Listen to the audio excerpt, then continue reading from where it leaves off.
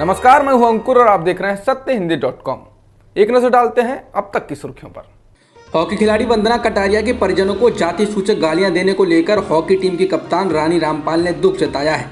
रानी ने कहा है कि मुझे वास्तव में बहुत बुरा लगा जब मैंने सुना कि वंदना के परिवार के साथ ऐसा हुआ है।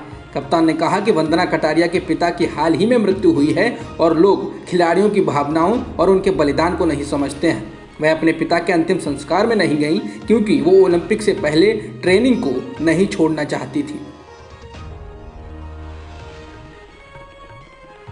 टोक्यो ओलंपिक में आज भारतीय गोल्फर अदिति अशोक पदक जीतने से चूक गई हैं। स्पर्धा के अंत में वो दूसरे और तीसरे स्थान से खिसक कर चौथे स्थान पर पहुंच गईं, जिसके कारण हाथ से पदक निकल गया।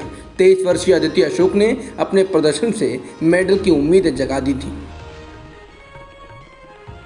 भारत आज भाला फेंक में नीरज चोपड़ा और कुश्ती में बजरंग पूनिया से मेडल की उम्मीद लगाए बैठा है। नीरज चोपड़ा ने जेवलिन थ्रो के फाइनल राउंड में आसानी से पहुंचकर पदक की उम्मीद जगा दी है, तो वहीं कुश्ती में बजरंग पूनिया कांस्य पदक के लिए मुकाबला खेलेंगे। दिल्ली में 9 साल की दलित बच्ची के साथ हुए बलात्कार के बाद लोग सड़कों पर हैं और उसे इंसाफ दिलाने के लिए लगातार आवाज उठा रहे हैं। लेकिन इससे जुड़े सवाल पर बीजेपी सांसद हेमा मालिनी ने बेहद अजीब जवाब दिया। हेमा मालिनी संसद के मानसून सत्र में हिस्सा लेने के लिए पहुंची थीं। इस दौरान वहां मौजूद कुछ पत्रकारों ने उनसे बलात्कार की इस वारदात के बारे में सवाल पूछा कि इस मामले में विपक्ष तो आवाज उठा रहा है लेकिन सदन इस पर मौन है। पश्चिमी उत्तर प्रदेश की मथुरा सीट से सांसद हेमा मालिनी ने इस सवाल पर जो जवाब दिया वो हैरान करने वाला है। मालिनी ने कहा कि आप वहां पर पूछेंगे, ओम बिरला जी से बात कीजिए। इसके बाद वे आगे बढ़ गई। ट्विटर ने राहुल गांधी के उस ट्वीट को हटा दिया है जिसमें उन्होंने दिल्ली में दलित बलात्कार पीड़िता के परिजनों से मुलाकात के बाद उनके साथ फोटो को ट्वीट किया था। फोटो ट्वीट करने के बाद से ही पहले बीजेपी और बाद में राष्ट्रीय बाल अधिकार संरक्षण आयोग ने कहा था कि राहुल ने फोटो ट्वीट कर पीड़ितों के परिजनों की पहचान को उजागर कर दिया है, जो कि कानूनन गलत है। इसके बाद राष्ट्रीय बाल अधिकार संरक्षण आयोग ने ट्विटर से कहा था कि वो इस ट्वीट के खिलाफ कार्रवाई करे। असम के कछार जिले में स्थानीय लोगों ने शुक्रवार रात को मिजोरम जाने वाले 4 ट्रकों में कथित रूप से तोड़फोड़ की है, जिसके बाद साफ हो गया है कि अभी भी दोनों राज्यों के बीच तनाव कम नहीं हुआ है। स्थानीय लोगों ने यह हमला तब किया है जब असम सरकार ने ये नोटिस जारी कर दिया था कि कोई भी मिजोरम से आ रहे वाहनों की आवाजाही में बाधा नहीं डालेगा। ट्रक करीमगंज से अंडे लेकर मिजोरम की ओर जा रहे थे। स्थानीय लोगों ने ट्रकों को रोककर पूछा कि वो कहाँ जा रहे हैं। ट्रक ड्राइवरों द्वारा मिजोरम जाने की बात कहने के बाद ही स्थानीय लोगों ने हमला कर दिया। बता दें कि 26 जुलाई के बाद से ही दोनों राज्यों के बीच तनाव बढ़ गया था, जब राज्यों की सीमा पर गोलीबारी में 7 लोगों की मौत हो गई थी। कर्नाटक के मुख्यमंत्री वसवराज बोम्मई ने शुक्रवार को अपने नए मंत्रिमंडल में शामिल किए गए 29 मंत्रियों को विभागों का आवंटन कर दिया। इस दौरान उन्होंने खुद के पास वित्त, कैबिनेट मामलों और बेंगलुरु विकास के विभागों को रखा है। इसके अलावा बीजेपी के कोर विधायकों को मुंबई की कैबिनेट में प्रमुख स्थान दिया गया है। केंद्र सरकार के नए डिजिटल नियमों के पालन को लेकर लंबे वक्त तक आनाकानी करने के बाद सोशल मीडिया प्लेटफॉर्म ट्विटर ने आखिरकार सरकार की बात मान ली है। ट्विटर ने शुक्रवार को दिल्ली हाईकोर्ट को बताया कि उसने सभी पदों पर अफसरों की स्थायी तौर पर नियुक्ति कर दी है। केंद्र सरकार के नए नियमों के तहत सोशल मीडिया कंपनियों के लिए ये ज़रूरी है कि वो चीफ कंप्लायंस अफसर, नोडल कंटेंट अफसर और रेजिडेंट ग्रीवांस अफसर की पद पर भारत के ही रहने वाले किसी शख्स को नियुक्त करें। दिल्ली हाईकोर्ट ने बच्चों के सरनेम यानी उपनाम रखने को लेकर एक फैसले में कहा है कि बच्चा अपनी मां के सरनेम को रखने के लिए स्वतंत्र है।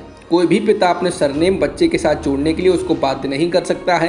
कोर्ट की टिप्पणी उस याचिका की सुनवाई के दौरान आई जहां एक शख्स ने कोर्ट से अधिकारियों को ये निर्देश देने का अनुरोध किया था कि बेटी के दस्तावेजों में बेटी के उपनाम में मां के बजाय पिता के नाम का इस्तेमाल किया जाए। उत्तर प्रदेश के मुख्यमंत्री योगी आदित्यनाथ ने सोशल मीडिया को बेलगाम घोड़ा बताया है। बीजेपी आईटी सेल के कार्यकर्ताओं से बात करते हुए सीएम योगी ने कहा कि सोशल मीडिया एक तरह से बेलगाम घोड़ा है और इस पर लगाम कसने के लिए प्रशिक्षण और तैयारियों की जरूरत है। इंडियन एक्सप्रेस के मुताबिक योगी आदित्यनाथ ने इसके साथ ही कार्यकर्ताओं को चेताते हुए कहा कि अगर वे सावधानी नहीं बरतते हैं तो फिर वे मीडिया ट्रायल का शिकार हो सकते हैं। उन्होंने पेगासस जासूसी कांड का हवाला देते हुए पार्टी के आईटी सेल के कार्यकर्ताओं से कहा कि सोशल मीडिया पर जवाब देने के लिए तैयार हो जाइए और किसी मुहूर्त का इंतजार मत करिए। कोरोना महामारी की वजह से विश्व अर्थव्यवस्था की क्या हालत हो गई है उसे इससे समझा जा सकता है कि लगभग 27 करोड़ लोग भुखमरी के कगार पर पहुंच गए हैं। विश्व खाद्य कार्यक्रम ने कहा है कि लगभग 4 करोड़ लोग अकाल की चपेट में आ सकते हैं। कोरोना के पहले ये संख्या 3.4 करोड़ थी।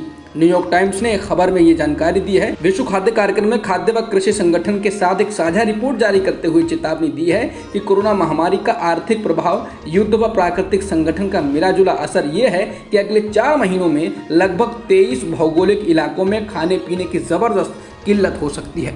अफ्रीका, सेंट्रल अमेरिका, उत्तरी कोरिया और अफगानिस्तान इसकी चपेट में आ सकते हैं। भारत में एक दिन में 38,628 कोरोना संक्रमण के नए मामले दर्ज किए गए हैं और 617 लोगों की इस दौरान कोरोना की वजह से मौत भी हुई है। इसके साथ देश में कोरोना की वजह से मरने वालों का सरकारी आंकड़ा 4,27,000 के पार हो गया है। तालिबान ने अब पहली बार किसी प्रांत की राजधानी पर कब्जा कर लिया है। तालिबानी लड़ाकों ने शुक्रवार को दक्षिणी निर्मोज प्रांत की राजधानी जरांज पर कब्जा कर लिया है। जरांज पर तालिबान ने कब्जा उसी दिन किया है जिस दिन उसने काबुल में अफगान सरकार के मीडिया इंफॉर्मेशन डिपार्टमेंट के प्रमुख की हत्या करने की जिम्मेदारी ली। आंतरिक मंत्रालय के प्रवक्ता मीरवाइज ने इस हत्या को लेकर कहा कि दुर्भाग्य से जंगली आतंकियों ने एक बार फिर कायराना हरकत करते हुए एक देशभक्त को शहीद कर दिया। अब तक की खबरों में इतना ही।